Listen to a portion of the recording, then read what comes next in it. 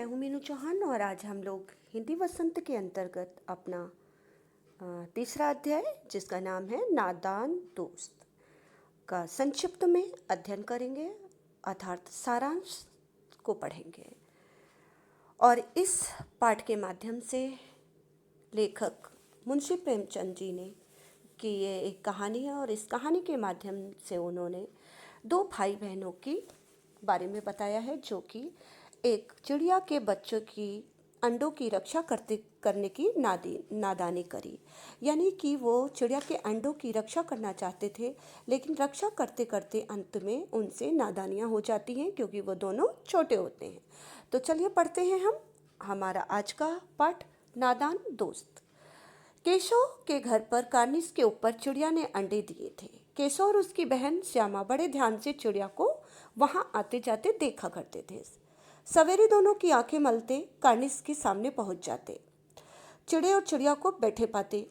उनको दोनों उन अ, उनको देखने के लिए दोनों बच्चों ने को बहुत मज़ा आता था। अब उन्हें अपना दूध जलेबी खाने की भी सुध नहीं रहती थी, यानी वो नाश्ता करने का भी उन्हें ध्यान नहीं रखता था।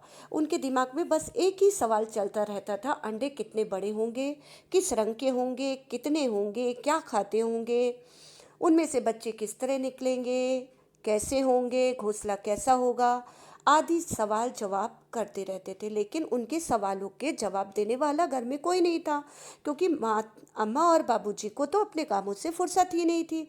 दोनों बहन भाई आपस में ही सवाल जवाब करके आपस में तसल्ली दे दिया करते थे।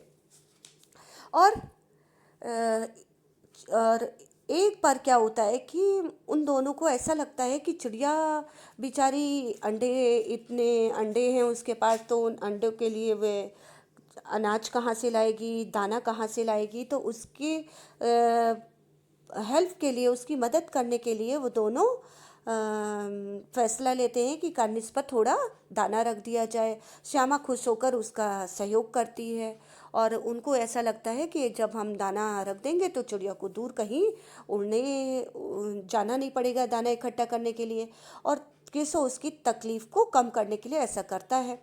और फिर दोनों इस उधेड़-बुन में थे कि अब कैसे क्या किया जाए। चिड़िया को तो धूप भी लगती होगी, अब क्या किया जाए। तो केशव बोलता है कि तू एक टोकरी ले आ और उसमें से सुराख बंद करके, यानी कि एक कूड़े फेंकने वाली जो टोकरी थी, श्यामा उठाकर उसे दौड़कर ले आती है और उसमें से वो एक डंडी को टिकाकर उसका घोंसले में आड़ कर देता है, छाया कर देता है।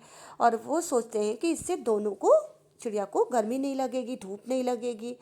और फिर गर्मी के दिन थे और उसके बाबूजी दफ्तर चले गए थे और माताजी भी उनकी बच्चों में कमरे में सुलाकर खुद भी सो गई थी।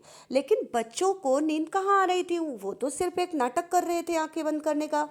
और जैसे ही उनको लगा कि माँ सो गई हैं, वे दरवाज़ा खोलकर बाहर आ जाते हैं और बाहर चुपके से फिर वो देखने की कोशिश करते हैं कि चिड़िया क्या कर रही है, क्या नहीं कर रही है। तो केशव कमरे से एक स्टूल उठा कर लाता है और उस स्टूल पर चढ़कर वह देखता है। तो श्यामा भी उस पर देखने की जिद करने लगती है कि मुझे भी दिखाओ, चिड़िया के अंडे दिए हैं या नहीं दिए हैं, कैसे हैं। तो केशव जो होता है उससे डांट देता है, कहता है कि जब बड़े होंगे तब हम उन्हें खिलाएंगे, अभी तू परेशान मत हो। और जब थोड़े वो बड़े हो जाएंगे तब हम उनका ध्यान रखेंगे, उनकी हिफाजत करेंगे, उन्हें हम खिलाएंगे। श्यामा उसकी बात को मान जाती है, पर जैसे ही केशव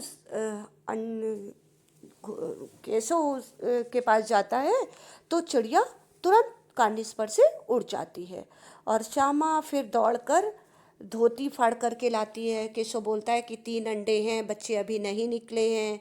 तो वो जिद करती है मुझे भी दिखा दो, वो कहता है अभी नहीं दिखाऊंगा, थोड़े दिनों बाद खुद देख लेना। और श्यामा दौड़ कर कहती है तू जा जल्दी से, और एक कोई कपड़ा ले आ।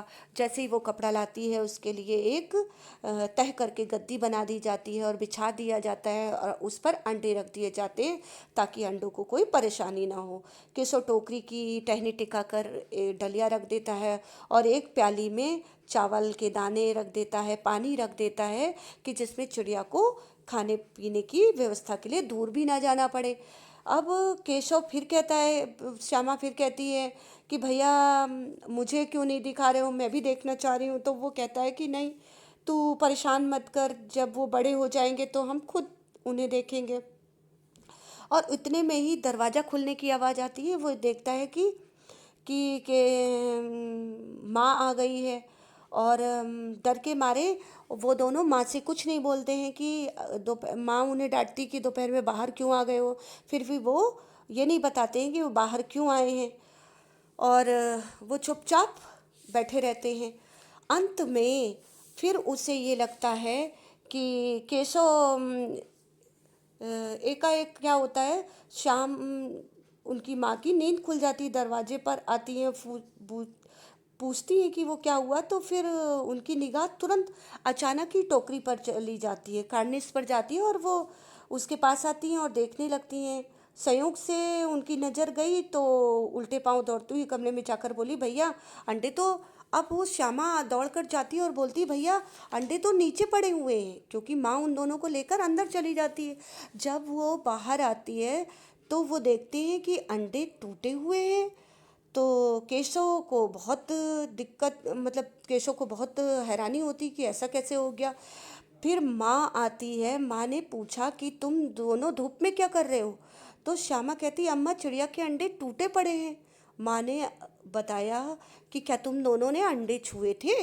वो कहते हैं हाँ, हमने तो केवल इनकी रक्षा के लिए, हमने तो श्यामा बताती है कि भैया तो स्टूल पर चढ़कर और उसके लिए सारा सामान रखा था। तो फिर माँ कहती है, तुम्हें नहीं पता क्या, चिड़िया के अंडे अगर कोई छू लेता है तो चिड़िया उन्हें दोबारा नहीं सेती है, इसलिए चिड़िया उन्हें गिराकर स्वयं ही अंडों को तोड़कर चली गई है, उड़ गई है। और केशव फिर माँ बोलती है, कोई बात नहीं, अब तो तुम्हें पाप पड़ेगा। केशव रोनी सूरत बनाकर बोलता है, हमने तो अंडों की हिफाजत के लिए ऐसा करा था। तो अम्मा को हंसी आ जाती है, और फिर केशव को अपनी गलती पर एहसास होता है कि उसने अंडों की हिफाजत करने की जगह पर चिड़िया का नुकसान कर दिया। इससे इस याद को वो याद करके रो पड़ता है, और चिड़िया उसके बाद से उन दोनों को कभी वहाँ नहीं दिखाई दी। कहने का अभिप्राय ये है कि केशव ने जानबूझकर नादानी नहीं की थी। वह ये सोच रहा था कि वह तो अंडों की हिफाजत कर रहा है, लेकिन उसे ये नहीं पता था कि चिड़िया अपने अंडों की हिफाजत स्वयं कर सकती है, इसलिए वह वहाँ दोबारा कभी नहीं दिखाई पड़ी। धन्यवाद।